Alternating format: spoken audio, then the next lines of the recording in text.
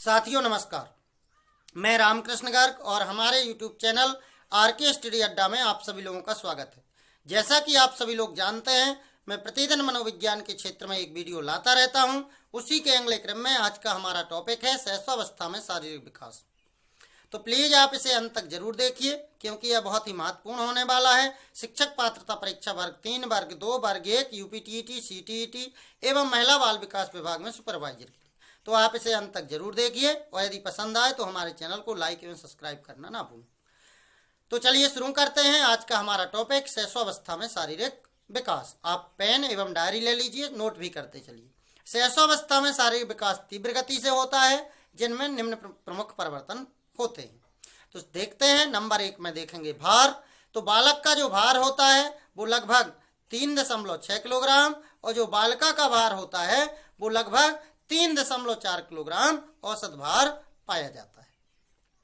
आगे देखें, जैसे ही शिशु का जन्म होता है तो जन्म के तुरंत बाद शिशु का वजन घटता है और लगभग शिशु का जो वजन होता है 1 सप्ताह के बाद फिर से बढ़ना प्रारंभ हो जाता है। तो प्रश्न आएगा आप लोगों को कि शिशु का वजन बढ़ना कब से प्रारंभ होता है? तो जन्म के 7 दिन बाद से। आगे देखें, 6 माह में शिशु का वजन दुगना हो जाता है। लगभग 6 माह में शिशु का जो वजन होता है वो कितना हो जाता है? दुगना हो जाता है। 1 वर्ष में शिशु का वजन 3 गुना हो जाता है। तो आप लोगों को ये भी याद रखना है कि 6 माह में दुगना हो जाता है, 1 वर्ष में 3 गुना हो जाता है और लगभग 5 वर्ष तक पहुंचते पहुंचते या शैशवावस्था के अंत तक जाते जाते बालक का जो वजन होता है लगभग 18 किलोग्राम हो जाता है। तो ये तो आप वजन की बात हुई। अब देखते हैं लंबाई। तो जन्म के समय बालक की जो लंबाई होती है वो 51.25 सेंटीमीटर होती है। कितनी होती है साथियों? 51.25 सेंटीमीटर। और जो बालिका की होती है वो 50.75 सेंटीमीटर होती है। अर्थात हम कह सकते हैं कि जन्म के समय बालक जो होता है बालिका की अपेक्षा कुछ लंबा होता है। आगे देखें, शैशवावस्था में लड़कों की लंबाई लड़कियों की अपेक्षा अधिक होती है। यहाँ क्लियर हो गया कि जो शैशवावस्था के लड़के होते हैं उनकी लंबाई लड़कियों की अपेक्षा थोड़ी अधिक होती है। यानी कि जो बालक होते हैं वो 51.25 सेंटीमीटर होते हैं और जो बालिकाएं होती हैं वो 50.75 सेंटीमीटर होती हैं।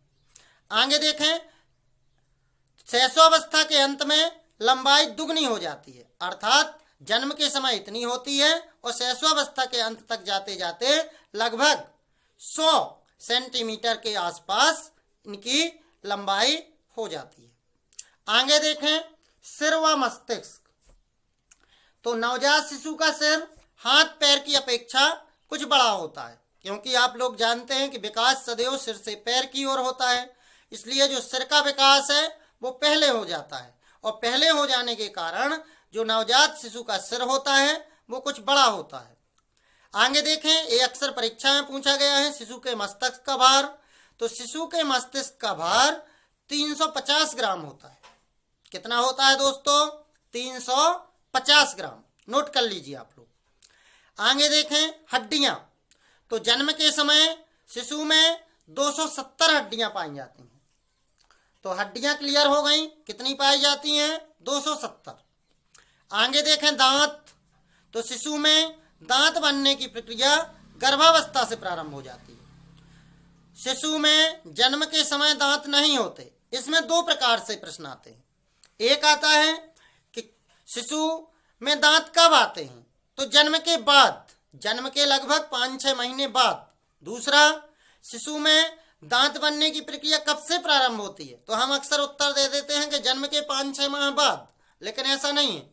शिशु में दांत बनने की जो प्रक्रिया होती है वो गर्भावस्था से ही प्रारंभ हो जाती है। तो आप लोगों को इसके उत्तर में देना है कि दांत बनने की प्रक्रिया कब से प्रारंभ होती है? गर्भावस्था से प्रारंभ होती है। दूसरा, शिशु को जन्म के समय दांत नहीं होते। यदि आ जाए कि शिशु में दांत कब नहीं होते, शैशवावस्था में, बाल्यावस्था में, किशोरावस्था में या जन्म के समय, तो क्या रहेगा सही उत्तर? जन्म के समय। आगे देखें, जन्म के 5-6 महीने बाद अस्थायी दांत निकलना प्रारंभ होते हैं। तो अस्थायी दांत को दूध के दांत भी कहा जाता है। अर्थात हम कह सकते हैं कि जन्म के 5-6 माह बाद दूध के दांत निकलना प्रारंभ होता है। 1 वर्ष की आयु में लगभग 8 अस्थायी दांत आ जाते हैं। तो यदि पूछ दिया जाए कि 1 वर्ष की आयु में लगभग कितने दांत होते हैं, तो 1 वर्ष की आयु में लगभग 8 दांत निकल आते हैं। 4 वर्ष तक बालक के सभी अस्थायी दांत आ जाते हैं। तो बालक में जो दूध के दांत होते हैं वो कितने दिनों तक आ जाते हैं, तो 4 वर्ष में जितने भी निकलने होते हैं टोटल आ जाते हैं। दूध के दांतों की संख्या 20 होती है। ये अभी पूछा गया है शिक्षक पात्रता परीक्षा वर्ग 2 में कि दूध के दांतों की संख्या कितनी होती है। तो आप लोगों को याद रखना है कि दूध के दांतों की संख्या 20 होती है। आगे देखें हृदय की धड़कन। तो नवजात शिशु का जो हृदय होता है वो थोड़ा छोटा होता है और छोटा होने के कारण उसे रक्त को ज्यादा पंप करना पड़ता है। रक्त को क्या करना पड़ता है साथियों, ज्यादा पंप करना पड़ता है। और ज्यादा पंप करने के कारण शिशु का जो हृदय होता है लगभग 140 बार धड़कता है।